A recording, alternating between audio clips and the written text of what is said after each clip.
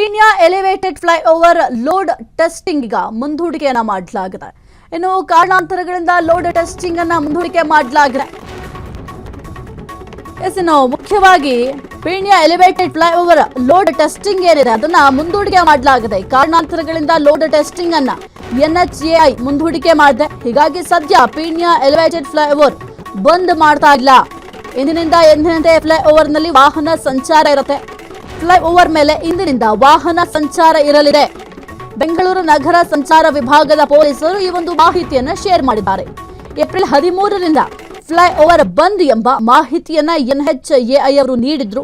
ಆದ್ರೆ ಈಗ ಈ ಒಂದು ಫ್ಲೈಓವರ್ ಬಂದ್ ಮಾಡೋದಿಲ್ಲ ಎಂಬ ಮಾಹಿತಿಯನ್ನ ಹಂಚಿಕೊಂಡಿದ್ದಾರೆ. ಪೀಣ್ಯ ಎಲಿವೇಟೆಡ್ ಫ್ಲೈಓವರ್ ಏನಿದೆ ಅಲ್ಲಿ ಲೋಡ್ ಟೆಸ್ಟಿಂಗ್ ಮಾಡಬೇಕು ಅಂತ ಪ್ಲಾನ್ ಅನ್ನ ಮಾಡ್ಕೊಂಡಿದ್ರು. ಆದ್ರೆ ಈಗ ಒಂದು ಲೋಡ್ ಟೆಸ್ಟಿಂಗ್ ಏನಿದೆ ಅದನ್ನ ಮುಂದೂಡಿಕೆ ಕೂಡ ಮಾಡಲಾಗಿದೆ. ಕಾರಣಾಂತರಗಳಿಂದ ಮುಂದೂಡಿಕೆ ಮಾಡ್ತಾ ಇದ್ದೀವಿ ಎಂಬ ಮಾಹಿತಿಯನ್ನು ಕೂಡ ಶೇರ್ ಮಾಡ್ಕೊಂಡಿದ್ದಾರೆ. ಸದ್ಯ ಪೀಣ್ಯ ಎಲಿವೇಟೆಡ್ ಫ್ಲೈಓವರ್ ಬಂದ್ ಮಾಡ್ತಾ ಇಲ್ಲ. ಹಾಗಾಗಿ ಇವತ್ತಿನಿಂದ ಎಂದಿನಂತೆ ಯಾವ ರೀತಿ ವಾಹನಗಳು ಓಡಾಡ್ತಾ ಇತ್ತು ಆ ಒಂದು ಫ್ಲೈಓವರ್ನಲ್ಲಿ ಅದೇ ರೀತಿಯಲ್ಲಿ ವಾಹನ ಸಂಚಾರಕ್ಕೆ ಈಗ ಅವಕಾಶವನ್ನು ಮಾಡಿಕೊಡಲಾಗಿದೆ. ಬೆಂಗಳೂರು ನಗರ ಸಂಚಾರ ವಿಭಾಗದ ಪೊಲೀಸರು ಈ ಒಂದು ಮಾಹಿತಿಯನ್ನು ಶೇರ್ ಮಾಡಿಕೊಂಡಿದ್ದಾರೆ.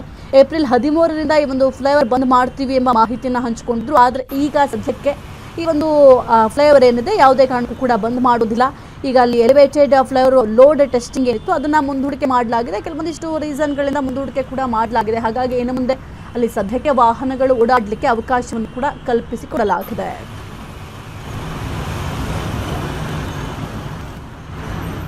ಕ್ಷಣ ಕ್ಷಣದ ಸುದ್ದಿಗಳಿಗಾಗಿ ಫ್ರೀಡಂ ಟಿವಿ ಸಬ್ಸ್ಕ್ರೈಬ್ ಮಾಡಿ, ಲೈಕ್ ಮಾಡಿ ಹಾಗೂ ಫಾಲೋ ಮಾಡಿ. ಹೊಸ ಸುದ್ದಿಗಳ ನೋಟಿಫಿಕೇಶನ್ಗಾಗಿ ಬೆಲ್ ಐಕಾನ್ ಮೇಲೆ ಕ್ಲಿಕ್ ಮಾಡಿ.